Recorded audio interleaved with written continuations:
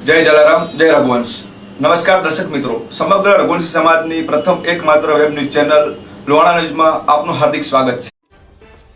સુરેન્દ્રનગરના વાલેવડા ધામે વાંકલ માતાજીના મંદિરે હવન યજ્ઞ સાથે ભવ્ય શોભાયાત્રા નીકળી। રઘુવંશી લોહાણા સમાજના તન્ના પરિવારના કુળદેવી શ્રી વાંકલ માતાજીનું મંદિર સુરેન્દ્રનગર જિલ્લાના વાલેવડા ધામ ખાતે આવેલ છે, જ્યાં દર પૂનમે મોટી સંખ્યામાં ભક્તજનો દર્શન કરવા દૂર દૂરથી જાય છે અને માં વાંકલ માતાજીના દર્શન કરી ધન્યતા અનુભવે છે।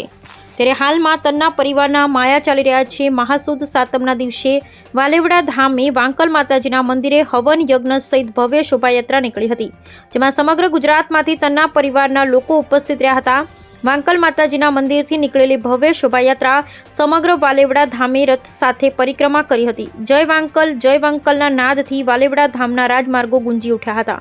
મંદિર ટ્રસ્ટ દ્વારા પણ માતાજીના મંદિરે આવતા ભક્તજનો માટે સુંદર આયોજન સાથે વ્યવસ્થા ઊભી કરવામાં આવી હતી।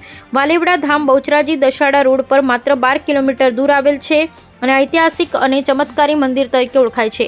તન્ના પરિવાર સિવાય રઘુવંશી લોહાણા સમાજના તમામ ગોરના પરિવાર માં વાંકલ માતાજીના મંદિરે દર્શન કરવા આવે છે અને દર્શન કરી ધન્યતા અનુભવે છે।